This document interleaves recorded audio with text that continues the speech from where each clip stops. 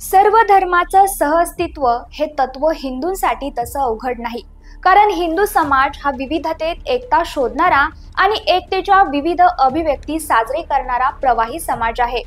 मात्र भारताबाहेर जन्माला आलेल्या धर्मांना मात्र हे सहअस्तित्व पचत नाही आणि त्यामुळेच जगभरात सर्वत्र धार्मिक संघर्ष होताना दिसतात।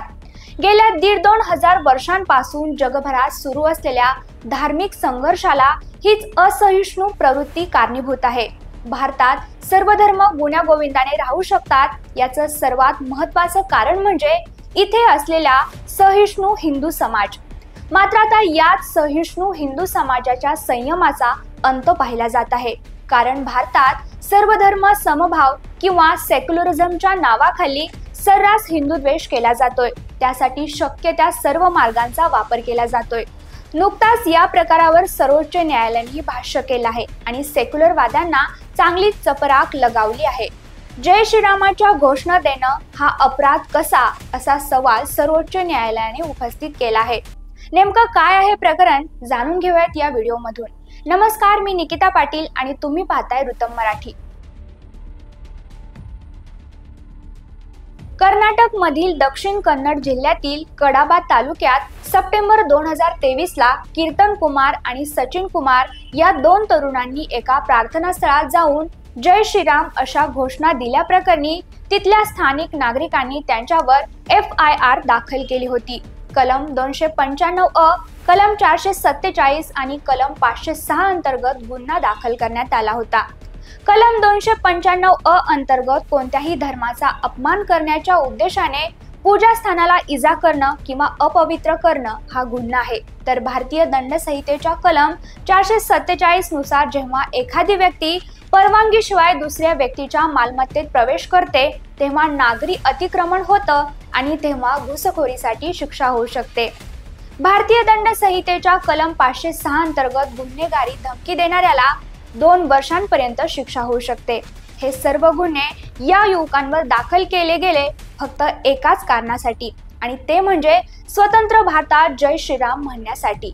या गुन्ह्याला आरोपींनी कर्नाटक उच्च न्यायालयात आव्हान दिलं। यावेळी आरोपीच्या वकिलांनी जय श्रीरामच्या घोषणा दिल्या तर कोणाच्या धार्मिक भावना कशा दुखावल्या जातील असा युक्तिवाद केला होता। त्यानंतर कर्नाटक उच्च न्यायालयाने देखील जय श्रीरामच्या घोषणा दिल्यामुळे कोणाच्या भावना दुखावत नाहीत असं मत नोंदवत आरोपींवरील गुन्हे मागे घेण्याचे आदेश दिले होते। मात्र कर्नाटक उच्च न्यायालयाच्या या निर्णयाला आव्हान देणारी याचिका सर्वोच्च न्यायालयात दाखल करण्यात आली होती। नुकताच सर्वोच्च न्यायालयाने यावरील सुनावणीवेळी एक महत्त्वपूर्ण टिप्पणी केली आहे। प्रार्थना स्थळात जय श्रीरामाच्या घोषणा देणं गुन्हा कसा होऊ शकतो असा सवाल न्यायमूर्ती पंकज मिथल आणि न्यायमूर्ती संदीप मेहता यांच्या खंडपीठाने केला आहे। त्यावर उत्तर देताना याचिकाकर्त्याचे वकील देवदत्त कामत यांनी म्हटलं की जर एखाद्या समाजाच्या धार्मिक स्थळावर दुसऱ्या समाजाच्या घोषणा देण्याची परवानगी दिली गेली तर सांप्रदायिक वाद निर्माण होऊ शकतो।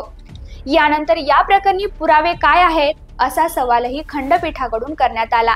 तसेच या प्रकरणी औपचारिक नोटीस जारी करत नसल्याचं स्पष्ट करत याचिकाकर्त्याला कर्नाटक उच्च न्यायालयाची याचिकेची प्रत देण्यास सांगितलं आहे। आता या प्रकरणी पुढील सुनावणी जानेवारी 2025 मध्ये होणार आहे। त्यामुळे आता पुढील सुनावणीत काय निर्णय येणार याकडे सर्वांचं लक्ष लागलं आहे। आपण पाहिलं की कलम 295 अ हे धार्मिक भावना दुखवण्यासंबंधी आहे आणि या अंतर्गत एखाद्या प्रार्थना स्थळात जय श्रीराम घोषणा देणाऱ्यांवर गुन्हा दाखल करण्यात आला आहे। म्हणजे प्रार्थना स्थळात केवळ जय श्रीरामांच्या घोषणा दिल्यानंतर इस्लामी धर्माच्या भावना दुखवल्या गेल्याचं मुस्लिम नागरिकांना वाटत असेल तर इथं सेक्युलरिझमचा मुद्दा उपस्थित होतो।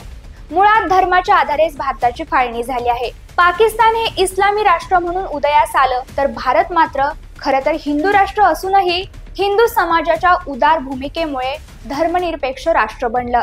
मात्र आता स्वातंत्र्य मिळून जवळपास 77 वर्ष झाल्यानंतर धर्मनिरपेक्ष संकल्पनेचा अल्पसंख्याकांकडून मर्जीप्रमाणे अर्थ लावला जातोय की काय असा प्रश्न आता अनेकांकडून उपस्थित केला जात आहे। धर्मनिरपेक्ष या संकल्पनेच्या आधारे कोणालाही कोणाच्याही धार्मिक भावना दुखवण्याचा अधिकार नाही। तसेच कोणाच्या धर्मकार्यात अडथळा आणण्याचा अधिकार देखील नसतो। पण जेव्हा हिजाबचा प्रश्न येतो तेव्हा हिजाब त्यांच्या धर्माचा एक भाग आहे असं सांगितलं जातं आणि हिजाब घालू न देणं हे त्यांच्या मूलभूत अधिकाराचं उल्लंघन असल्याचं सांगितलं जातं।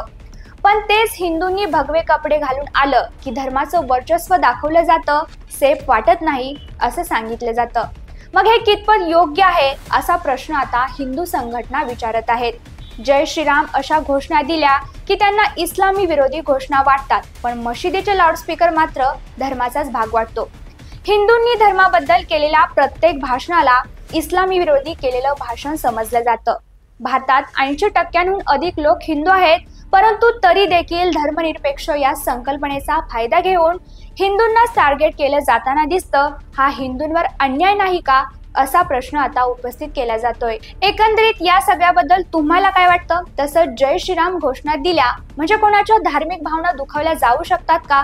याबद्दल तुम्हाला काय वाटतंय? तुमचं उत्तर कमेंट मध्ये नक्की कळवा आणि अशाच नवनवीन माहितीसाठी ऋतम मराठीला आता सबस्क्राईब करा।